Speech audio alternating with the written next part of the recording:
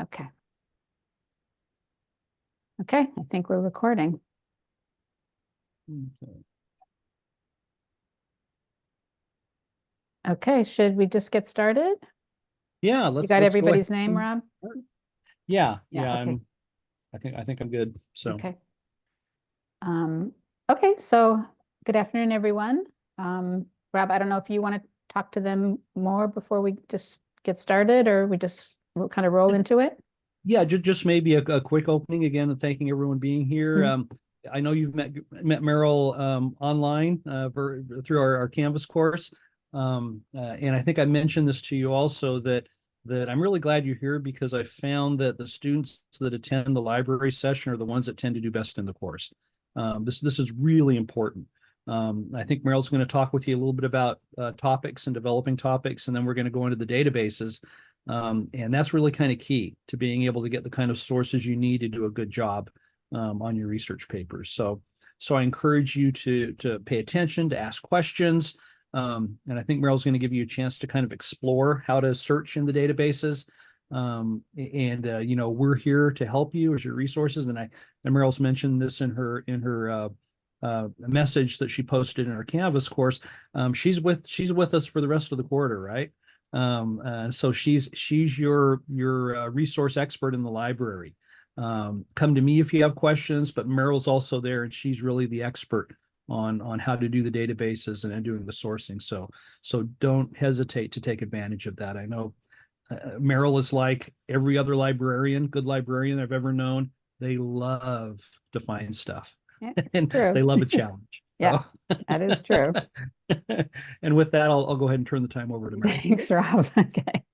So hi again, everyone. Yes, my name is Meryl Geffner. I am the librarian that I work with the English department. I work also with other classes, but I work with the English department, particularly the 102 classes. I know I've done this class with Rob ever since we've both been at Edmonds, I think. So I'm pretty familiar with the research topic and what you need to do.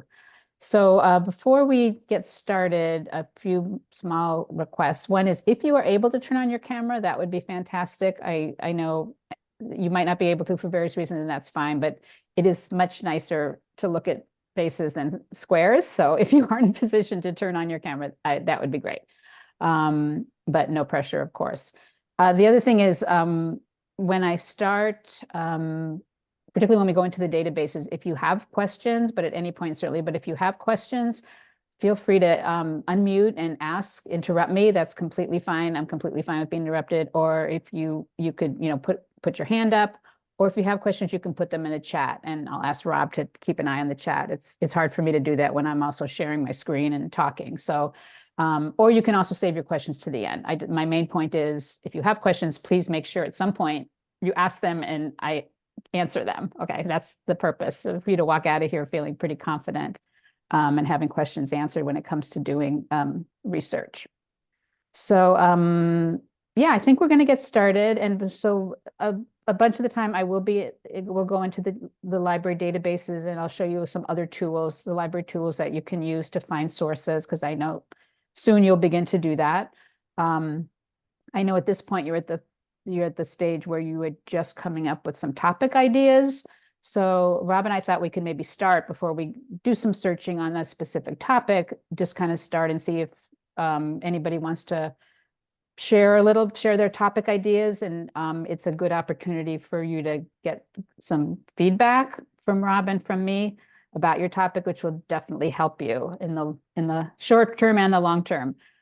So anybody willing to share what they're thinking about writing about for their research paper? And we did have a discussion forum where you guys have been Putting some basically ideas in. proposing potential topics. Mhm. This doesn't have to be your end all be all Right. topic. The main So, thing is to have something to work with. yeah. So anybody want to share what you're thinking? Again, this is a good opportunity to get some feedback and might help you decide if you've got a couple that you're thinking of. One may work better than another when it comes to finding sources, or just in general in terms of what their topic is. Anyone share? You can put it in the chat if that's easier. Don't be shy.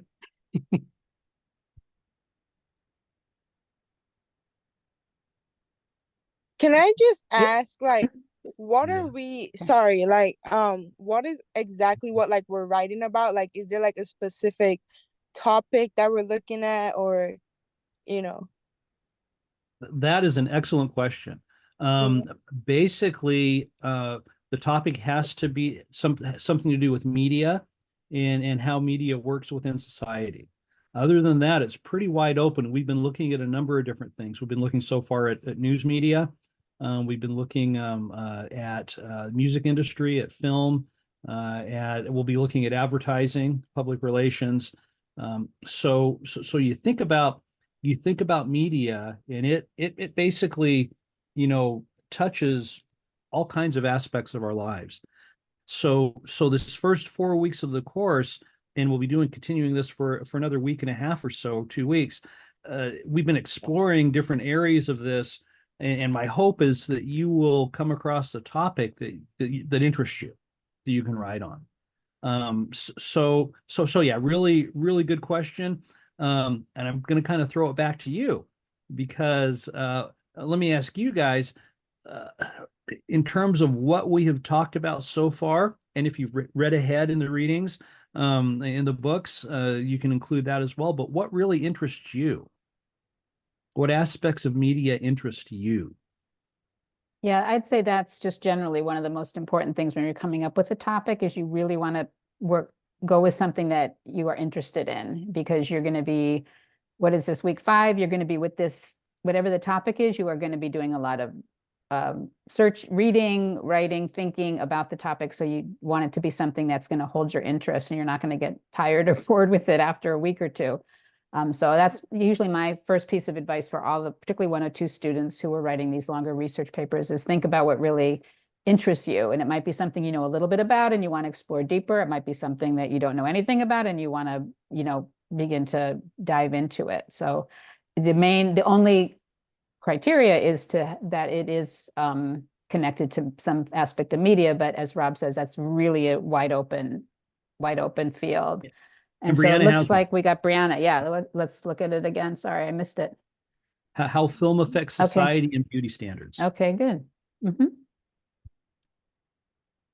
So let's start with that one. Yeah, okay, that sounds good. Yeah, I think that's definitely a good broad framework to start with. What you might want to do again is film is a big area. So you might kind of want to think about maybe focusing on a particular genre. That would be one way to kind of, because the one thing about this, because it is so broad when we're talking about different forms of media, is that you do want to maybe, once you start by thinking about what type of media. So in this situation, Brianna's thinking of film, but then within that, you want to narrow it down even more probably. So here you got a good start, Brianna, with film and looking at beauty standards, but then you might want to try to focus that even more. And one way to do that would be to look at particularly at a particular genre. Like you could look at rom-coms, you know, just throwing it out there. I don't know if that interests you or not. But that would be kind of one way. But yeah, I think that's a good definitely a good start for a topic. And I would think there's quite a bit written on it in terms of research to be available, you know, for sources to be available.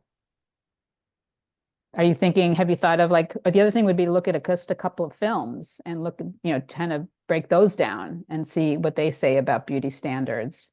Um, You'd have to do a little poking around on the web to kind of come up with an idea of a couple, but that would be another way to narrow it down a little bit. What do you think, Brianna? Thoughts about how you might narrow this, or based on what Meryl said?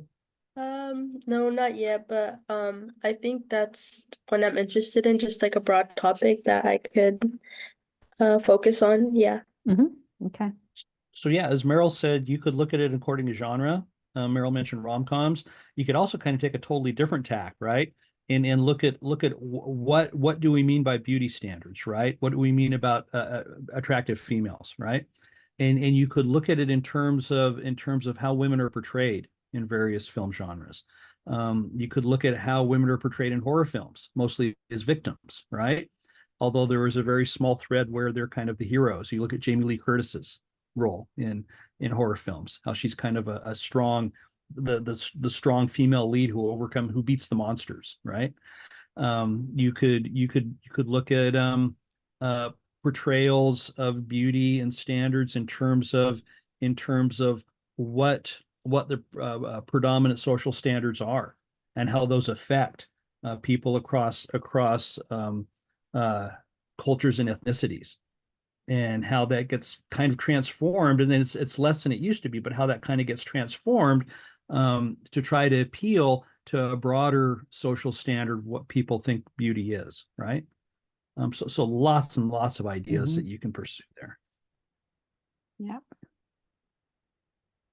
I think also another, I mean, maybe connected with that, you could look also at the impact that holding those standards, how does that impact what kind of roles are available to different women, you know, of different sizes and various colors and shape, you know, and disability, things like that, you know, if a film is trying to uphold a standard, it might have it's very limited in perhaps what kind of roles are offered to a more diverse set of women. So that would kind of be another angle that you could kind of approach it on. So good. Yeah, a lot of different, yeah, great. Okay, good. So those are all you know, you're at the beginning stages, and that's great that you have the idea. You have now, then you can just begin to explore. I think Sarah had a thought Sarah there had too a thought about there. eating, Yeah, so yeah. take a look at that, Brianna, too. Yeah. That might be something to look into. Getting eating disorders once they got, okay, yeah. So that's looking at MTV. Wow, MTV, interesting. yeah. Yeah, very interesting. Yeah, so you could go with film, or you could do something with TV. That MTV would be, I assume it's the music videos, right, Sarah? That's what MTV used to do. I don't think they do that anymore even, but I assume that's the starting point. I'm Yeah. not sure, but there's tons of stuff if you type that in about how it was like virtually unheard of until like 1995 when they started getting MTV, and they saw a sharp rise in eating disorders. Wow, fascinating. Yeah, yeah. Great. Anybody else? Other things you're thinking about? This is your chance to kind of pick Meryl's brain. And yours? And mine. I mean, yeah, they can pick my brain Yeah, anytime. I know. Although you don't see them, right? Do you have? I don't actually see Yeah, them. yeah, No, yeah. no. So Little face-to-face time, yeah. kind of. Anybody else?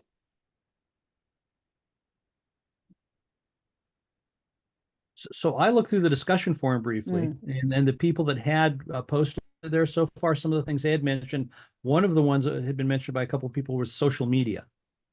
They were interested in social media. So can you guys think of ways that's very broad? How might, if someone was interested in that, how might they narrow that? What might they look at? Were any of you thinking of that? That would be another question to, if you put down I was social. thinking about like social media, and then I was thinking like something that you could narrow down is like maybe how people get their followers, or like I don't know if that counts. I don't know. Okay, kind of the looking at sort of the culture of being a social media celebrity and what that all involves. Yeah, basically. Like Okay. influencers, you're talking about influencers. Yeah, Yeah. influencers. Yeah. I mean, that's an interesting, I don't know, you might not want to limit to just how they get their followers, but the whole culture of being an influencer and the building basically you know, being a job, but you know, that's people actually support, you know, it's what their living is to be an influencer. And that's very strange to me in many ways. But it's definitely a thing. And that would be really interesting, I think, to kind of explore, you know, what that means for, you know, the economy and, you know, it brings in issues of marketing and all kinds of things, celebrityness, you know, for doing nothing and those kind of issues. So yeah, that would definitely be something to look at. I think somebody Sarah had a else. comment in the chat Okay, as so well about bullying in social media. So go ahead, Sarah. Yeah, go ahead, Sarah. So for our paper, I know in my other class, we're only allowed to use like peer-reviewed articles. Is that going to be the same thing? No, thank you for asking that. some of the details in the paper are in the syllabus, but that was like 4 weeks ago, right? You guys read the syllabus, and I'll be posting another document with our next module with more details about this paper. But just to run down I'm asking you to use 8 sources, 2 of which I'd like to be academic sources, which would be peer reviewed. The other 6 can be popular sources, but they should still be sources that you vet for credibility, right? So a good popular source might be something like a newspaper article, a magazine article, in the popular media, not peer reviewed. That would be acceptable too. But and you'll find, and Meryl's going to talk about this in a minute, with the academic sources, you're going to find those along with the best popular sources, probably in the library databases. Does that help? Yes, thank you. Okay, you're welcome. Yeah. But Sarah, you also have this comment on bullying Yeah. in social media. That could be that is an interesting topic. And if you want to even expand it this is kind of a branch of social media, but if you look at something like online gaming, right?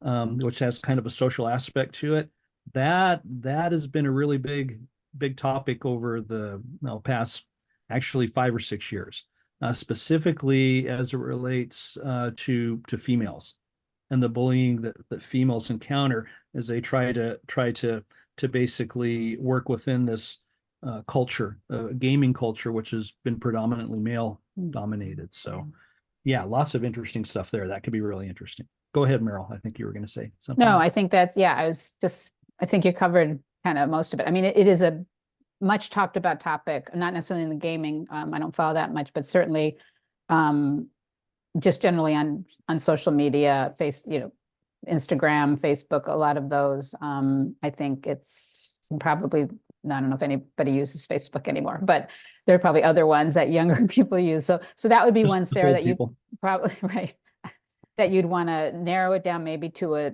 particular a demographic, like an age group, because I think that bullying, what it looks like and its impact will be different perhaps for different age groups.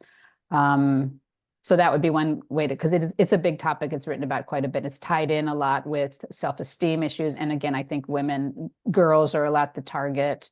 But there's a lot of different ways to go with it. So yeah, you would want to probably try to figure out a way to narrow that down a little bit also. So Yeah, I've always kind of thought about how horrible it would be to be in high school and have social media Yeah. and be bullied because, then the bullying doesn't end at 3 o'clock. It continues when you go home to your safe place. So I always thought that would be kind of interesting to see what it looked like for high schoolers. It's been a long time since I was one of those. So yeah, I think that's probably would be a good group to focus on, because I think there's probably, quite a bit discussed about it. And again, the big topic is what are the remedies, or what do you do? How is it handled? How is it handled, within schools? How is it handled within the home? Things like that, So yeah, it's a lot to chew on. Okay, anybody else? If not, I think we'll probably move along, but I want to make sure everybody has a chance to jump in if they want to share their ideas. Hopefully just having this discussion is helpful for whatever you're thinking of, just as a way to kind of get you to focus a little bit. I think Caitlin or Ava, anything? No, okay, that's fine. Okay, let's move on. And now I think I'm going to share my screen. If everybody could hold on just a minute. There we go. Everybody see my screen? It should say library on it. Yep. Yeah. Yeah, okay, great. And again, just, if you want to jump in with a question or comment, just go ahead and either unmute and jump in, or however you want to do it is fine with me. Okay, so we're going to go into the library databases. There's 2 different ways to search the library collection. One is to go into the individual databases, and the other is to use this tool here called OneSearch. So I'm going to show you both, so you'll have different options, but we're going to start within the individual databases. So I'm going to go ahead and click on that. And we have 39 databases. You don't care about many of them. So the best way to know which ones will be most useful to you is if you go to this subject drop down right here, And if you scroll down to English 102, you'll see there's 8. And so these are the ones that I pulled out and identified as the ones that will be most useful to all of the 102 classes. You know, as you probably know, there are different themes for each of the 102 classes. So these are databases that are primarily what we call multidisciplinary. So they cross disciplines, they cross subject areas. And for most of the 102 classes, in particular, and especially yours, these kind of multidisciplinary databases would be the most helpful. So these are kind of our 2 main ones. I generally like to start with Academic Search Premier. Some of you may be, how many of you have used our databases before? Actually, let me get a little read on that, if possible. I did. I have. Okay, so at least a couple, I heard at least 2 I did. So, or I haven't, I did. So at least 2 of you. I'm just trying to get a sense of, I don't want to be too repetitive if everyone. I have to. Okay, so most of you have had some experience with it already. Okay, But there's a big learning curve Okay. using databases. So I mean, even though I've used them before, I'm sure there's stuff that I don't know because it's not as simple as typing in. You know what I mean? Absolutely. Yeah. Yeah, that's great. I'll go through it definitely. Yeah. Thank you. Thank you for that, Sarah. Okay, so let's go in and hopefully if you used them before, you'll get something more. And if you haven't, you'll kind of learn how to use it. So I'm going to start an Academic Search Premier. That's generally the one I prefer. It's a little smaller in terms of its number of articles in ProQuest. So I like to start in something a little tighter. You might want to start in something broader. It's really completely up to you. And you can also, of course, look at any of these other ones. So go ahead and I'm going to click on that. And I'm already logged in, but at this point, when you'll be working remotely, and let me see, actually, let me go back just a second. Yeah, I'm gonna just show you what this looks like. So when you're working remotely, you will, never mind. Okay, wrong, never mind, I'm not getting, let's just go back. Okay, it's not on this list. That's my fault. All right. Anyways, when you click on the name of the database, sorry about that, you will have to log in with your Triton username and your Triton password. So make sure you have that set up. I'm hoping everybody does. If not, please set it up because you cannot get into the databases without that. And that is a different account than your CTC link. So it's completely separate and different. So if you don't have that set up, let me know and I'll send you a link to help you get set up. Okay, so now we're in the databases. And for those who've never used the databases before, the databases are all subscription databases that we pay for, that the library pays for you to use. So they're only available to our students, which is why you have to log in. And searching in the databases is very different than searching using a search engine like Google, where, with Google, you can put in anything you want, really. You can put in a bunch of words, but you can also put in a question. You can write a sentence and you're going to get hundreds, if not thousands of websites in response. So the databases don't function that way. They function more on very specific language and words. So you want to really think a little bit about what words you put in these boxes, because that is what you put in there will affect your result list and what kinds of articles you get. The other thing I'll say is when we're in all of these databases that are on that list, when you are in them, you are searching for articles, and they're going to be articles from magazines, journals, and newspapers. So you're not looking for books, you're not looking for videos, you're not going to get websites, you're going to get articles. So just kind of remember that. Okay, so I'm going to just use as an example today a search. Let's say I want to explore, my research topic is going to be how the mainstream media covers political protest. Okay, so that's kind of the starting point of my research topic. So I'm going to start with the first box, and I'm just going to say, let's say protest movements, and I'm going to use this and to connect it and say also I want, let's see, words like news, or let's see, what else could reporting or coverage. So what I'm doing is I'm basically setting up a search and I'm telling the database, give me articles that have this term right here, or it could be either of these 2 words and any one of these words. And these I'm using the or as a way that which is kind of a synonym. So these are all different words that could try to express what I'm getting at, which is how does the media cover protest movements. These ands are connectors that basically tell the database, I want my results, they must have both of these. So every time I use the and, I'm making my search smaller because I'm telling the database more words that I want to have on the record. And I'll show you the record in just a minute. So that's kind of how you set them up. This and, or, and not, these are called Boolean operators in their database speak. Yeah, Sarah, go ahead. And do you need to make sure to capitalize the or? Sorry. No, I do that out of habit. Don't ask me why. You don't need to capitalize it. So, so yeah, nice question. You don't need to capitalize it. Okay, so that's kind of that. And again, only use the or again if you're kind of looking at synonyms or two words that kind of express the same thing, because otherwise an or is going to blow up your search if you put in completely different words. Okay, so the other thing I want to do in here, so these are my search terms. And one thing to remember what I said before, the databases really function on what we call controlled vocabulary. So they're not going to look at, it's not going to look at these words and say, did you mean, which Google will do that, right? You can put in things and did you also mean, what about this?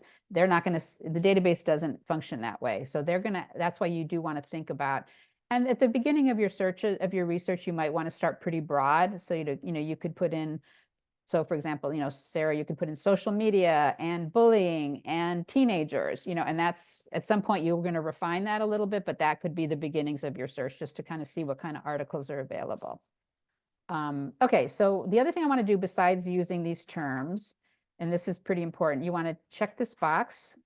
That will ensure that all of the articles that come back have the full article attached to it, because in all of our databases, you'll get a record, and again, I keep using that word, but I'll show you what I mean in a minute, which has the author, the title, other publication information, and a summary, an abstract, but it doesn't have the full article attached to it, okay? And we have no control over that. That's a database and a publication thing. But if you check this box, it will make sure that you get the full article attached electronically, so you don't have to go searching for it. The next thing I'm going to check, just because this is the early, I want to see, you have to have 2 scholarly peer review academic journal articles. I'm going to check that. At some point, I don't want to check that anymore, right? Because I want to look beyond peer review articles. But just for this search, I want you to see what that looks like. Also, I just want to say, for us, peer-reviewed, scholarly, academic, we use those words interchangeably when we're talking about journals. So in this database says peer-reviewed, in another one it might say scholarly, same thing. We use that interchangeably, so don't worry about that terminology. Okay, so now I'm going to do a search. Let's see how we did with this one. Okay, so I got 145, which isn't too bad. Many more than I would like. Because again, this is the stage that you want to begin to look through the titles. You don't want to, and I'm not going to look through almost 150 titles. It's just, especially with the databases, when you can really zero in and focus it more, there's no reason to do that. And a quick glancing at these, so this talks about science, protest paradigm, Romania, Vancouver, a little all over the place, it seems to me, a little all over, just glancing at some of these. So I can kind of keep going. This might be good, but I'm going to show you one way that I can focus this. And that is by picking a particular movement to look at. So I go from these broad terms, and let's say I want to look particularly at how the Black Lives Matter, how the news covered the Black Lives Matter movement. Okay, and you can see that I lost over 100 articles, which is fine. I mean, at some point, again, sometimes as you do your searching and you're looking for sources, that might shape the nature and the focus of your research. So in this case, I might have enough sources that I will end up just focusing on how the mainstream media covered the Black Lives Matter, I meant to say Black Lives Matter movement. There we go. That's what I wanted to do. Protests or Black Lives Matter in general, same amount. Or I might decide I will have that, but I don't have enough. So maybe I'm going to look at another movement and kind of look at them, compare, I don't know, different ways. So you sometimes think about how you find different articles might lead you in different directions, especially early on. Be open to some twists and turns and flexibility in what your topic is actually going to end up being, or what your thesis in the end will be. But this is a nice little list for me to now look through. Let's see. So this, something like this. It looks definitely interesting title. It's not the mainstream media, it's Reddit. But that might be another thing that I might decide to tweak a little bit in my, not just look at the mainstream media, but in general, look at how, how Black Lives Matter is covered in different forms of media. So that looks good. UK, COVID, Instagram. Well, here's one here. Study of the New York Post and New York Daily. So those are two I guess you'd call them mainstream. I don't know, the kind of sensationalist newspapers, I think also. But again, that's the direction. So I can see there's a couple on here that might be useful. So this is, and you can see the difference in my searches. The other one was kind of all over the place. This one is nice and focused. So you want to think about that as you play with your keywords. That's my point here. And I might want to broaden, I might do this and I might want to broaden out again. You kind of go back and forth. But I'm going to look at, let's look at this article. I'm going to open up an article so you can see what you're dealing with when it comes to these academic journal articles. Because they do look very different than, say, an article from the New York Times, or even a longer magazine article like The Atlantic. So this is the record. This is what I kept talking about, the record. This is the record, okay? And I want to break down the pieces of the record so you kind of know, because you need to know them they're useful for a couple of reasons. So this right here, this is the title of the article, full title, okay? Then we have the two authors. And what's nice in this database is you see these the little ones right above the author's names. These are a type of footnote. When you see numbers or letters above a word, it means that somewhere lower down on that page, there's going to be some information about whatever that word is. So here, if you look at the one and then scroll down, and we can see the one here, and we can see now that this is their affiliation. So they are from the University of Bamberg, which I don't even know where that is. That's in Germany. So there are two academics who wrote this article.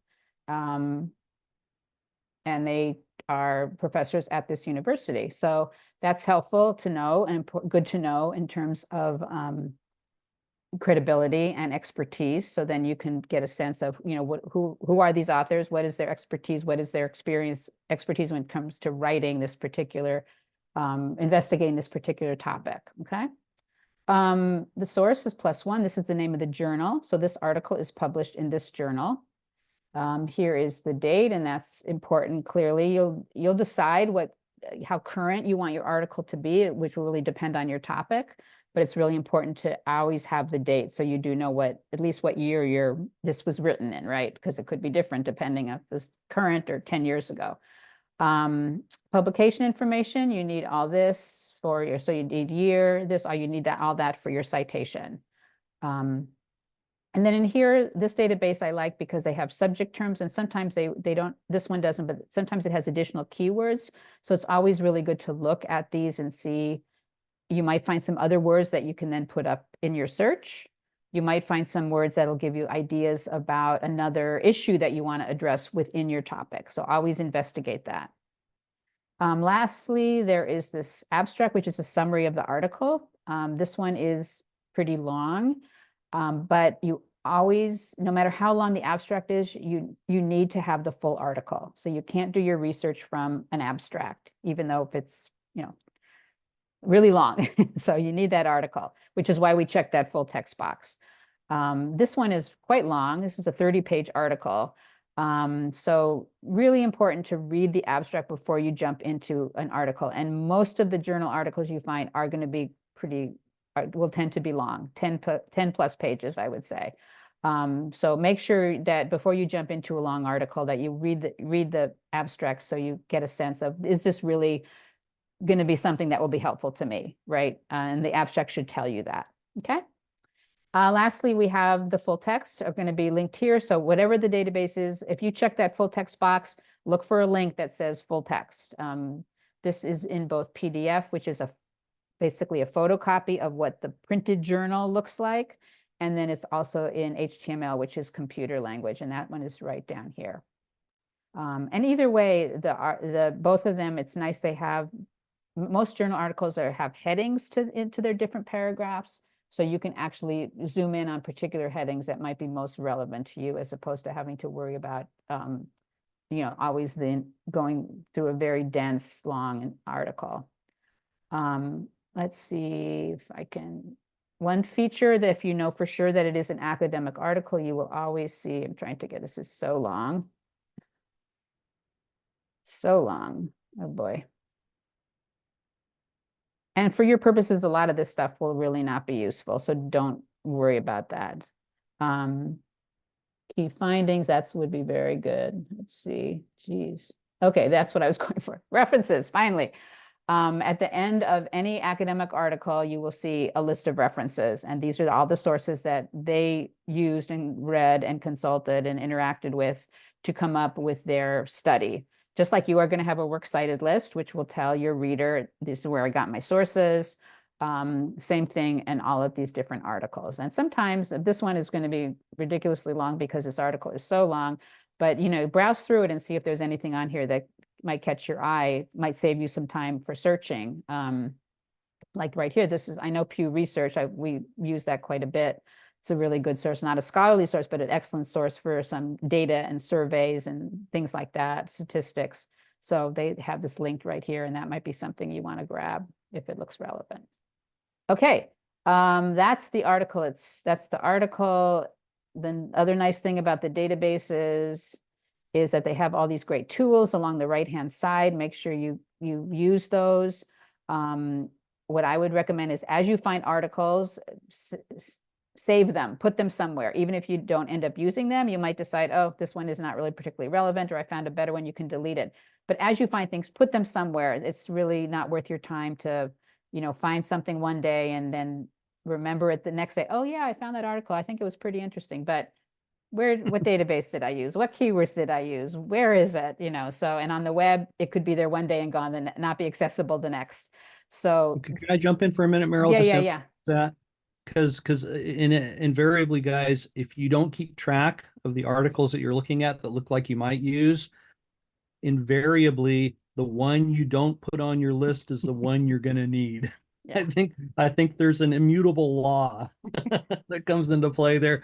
That's been my experience. Yeah. So do keep track of all of them. If you don't use it, you don't use it. But it's important to keep track of your work so that you have it available if you need it. Yeah, and I know you're only required to use 8 total, but you probably will you want to find more than that, right? Because you want to begin to, one might look good at the beginning, but then in the end, you decide that it's really not that useful. And with the databases, there's lots of different features that can help you do that. So if you use the Google tools, if you click on this Google Drive right here, it'll automatically dump this article into your Google Drive. So that's great. You can print it out for yourself. You can email it to yourself. You can download it, set up a folder somewhere, put things and save them. So that's just some advice. The other great thing about the databases is that they will generate a citation for you, which is probably the student's favorite thing about the databases. Click on that little site link and you just go down to MLA, and here is the citation.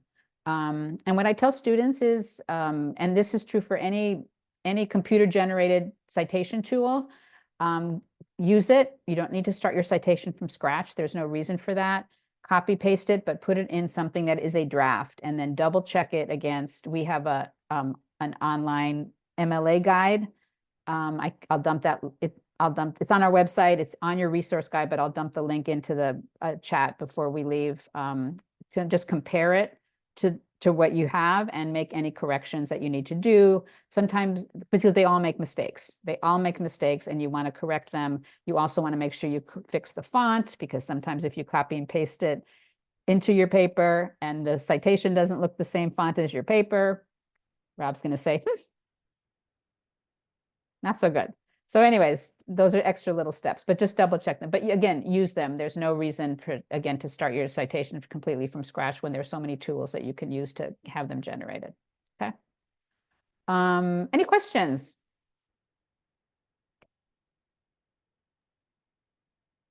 No questions about that? Okay. Now I'm going to show you, so that's one database. So let's see, now I want to show you another tool we have. And this is called OneSearch. So this is this big box here. Oh, Meryl, Yeah. just so you know, Sarah posted in the chat. Oh. I've already learned lots of stuff I didn't already know. So Good. Thank you, Sarah. Yep. Makes me feel like I'm not irrelevant. So thank you very much. I appreciate it. Okay, so now OneSearch is a whole other tool, and that is more like a search engine. And what OneSearch does, it searches all of our databases at once. It searches everything in the library collection. So it searches for books, print books, ebooks, and all of the databases at one time. So if you don't want to go into an individual database, which is a smaller subset, you could use OneSearch. Of course, that means you're going to get a big list of results, much bigger than when we were in the individual database. But let me do the same. Let's see what happens here. Let's do Black Lives Matter. Let's do news. What else? What other words did I use? Reporting, media. I can just dump in a bunch of words and let's see how that works. Oop, what's going on here? Got too many things going on. Where's my, there it is. Okay. Okay, so let's see. I put in a bunch of words in there, so the list might not be quite as big. Oh, we only got 54, I think, because I put so many in there. Meryl, can you comment on your use of quotation marks around Black Lives Oh, Matter? yeah. Actually, I don't know in this if it really makes a difference, but generally when you use quotation marks, I put it in there in the hope and I can take it off. What quotation marks will do in the databases and on, I believe in Google, most search tools, if you put anything in quotation mark, it's going to keep those words together, right? It's going to actually treat that as a phrase. So it's instead of separated them out. So let's see if I take them out. Let's just play with this for a sec. I could have used them in the databases, but the result list was so small before. So let's see what this does. So it changed it a little bit.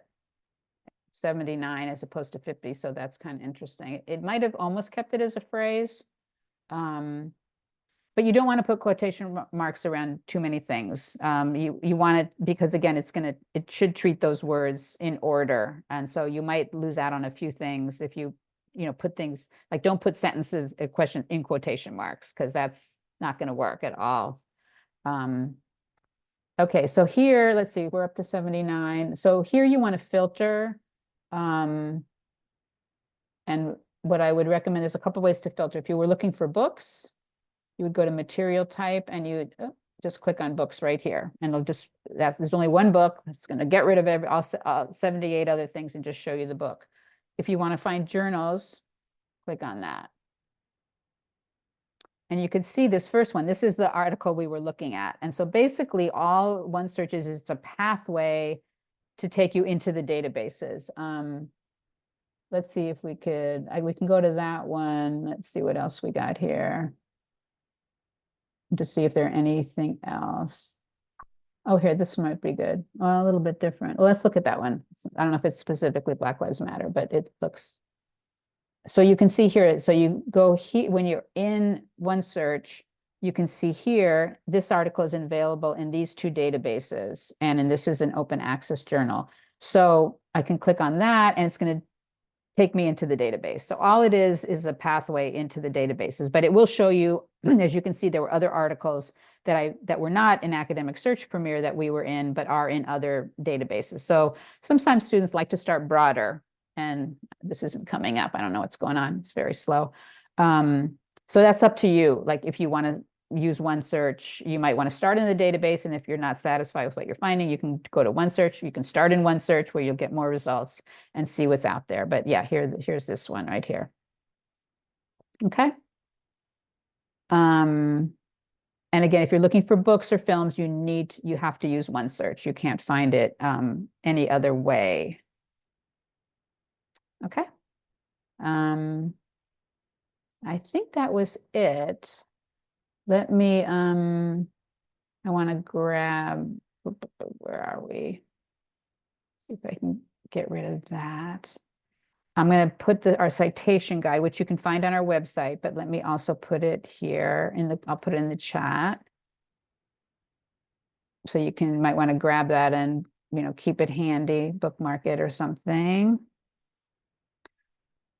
The other thing I just want to show you, which if you haven't done, and this might be very helpful, go back to the databases page.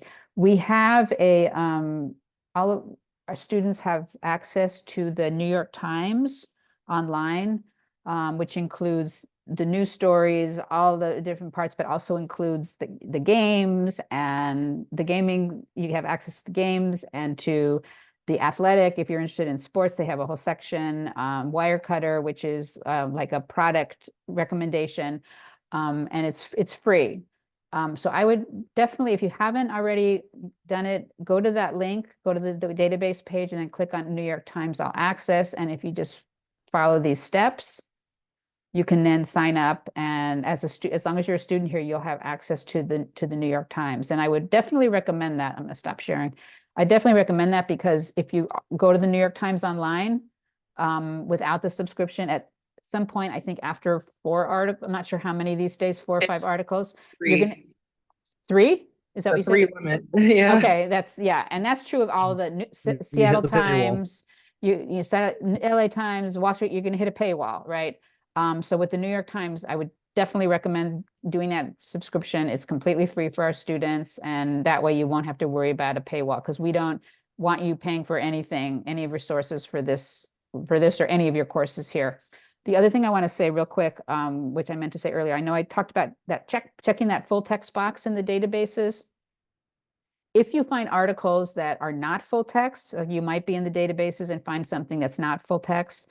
I would recommend a few things. Put it into OneSearch. It might show up in another database. If that doesn't work, just do a Google search, go to Google Scholar and see if you can find it full text for free. I want to emphasize for free. Again, we don't want you paying for anything. If you still can't find it, or from the very beginning, if you don't want to go through all those steps, send me the title. We have a service called Interlibrary Loan, so we can get, especially articles come pretty quickly because they come electronic. We send a request to other libraries around the country. Well, we start with the state, I guess, and see if we can get them. And the library will see if they have it, they send it to us, I send it to you. So again, if you find articles that aren't full text and you really want them, just email me or through Canvas, I'm in your class. The title of the article is best. And if you can also include the author and the name of the publication, that will help also. And then I'll track it down and I'll order it for you. So you do have an option if you do find things that are not full text. How are we doing on time? Okay, we're getting close to the end. Any questions about any of this? I know I went through a lot, but do remember, as Rob said, I am available to help you all quarter. I'm in your Canvas class, so don't hesitate to contact me. I'm happy to meet with you. If you're on campus, I'm in the library 4 days a week. I work from home on Tuesdays, but we can always do a Zoom. I'm happy to work with you over email, where we just go back and forth. Whatever works for you is good for me. So yeah, and if you are in the library, there's always a librarian sitting at the desk who can also help you, particularly with your finding sources. But yeah, I'm happy to work with you all quarter. So this is just the first step here. So, but are there any questions before we wrap up? Does everybody have their Triton ID set up so they can get into the databases? Thumbs up. Yes. Okay, Sarah, thank you. Anybody else? Ava, great. Yes. Yes. Great. Okay. Sounds like everyone's good then. Okay, great. Good. Okay. Rob, anything else? I think that about does it. Just to let everyone know, I know we're wrapping up our current module at the end of this week with the types of media we'll be discussing, and you're kind of playing around with story topics. I'm thinking I'm in journalism, research paper topics, and next we'll be starting another module next week, and we'll be getting into things like doing a little more about evaluating sources for credibility and reliability.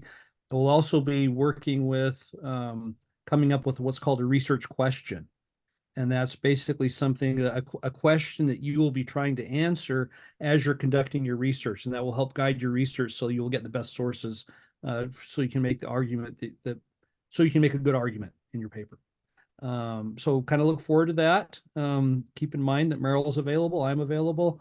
And I think the recording of this will be posted probably fairly soon. Are you going to post that for us, Meryl, in Canvas? I or can, send it yeah, to me? yeah. Okay. I might Okay, not, I perfect. have a meeting after this, so I might not get to it until tomorrow morning, but I'll definitely have it up by tomorrow sometime. That's perfect. Thank you. Thank you so much. You're Thank welcome. Thank you for coming. I hope this was helpful. Got you All right, thanks, thinking. guys. you. Bye, everyone. Thank you. Bye-bye. Bye-bye.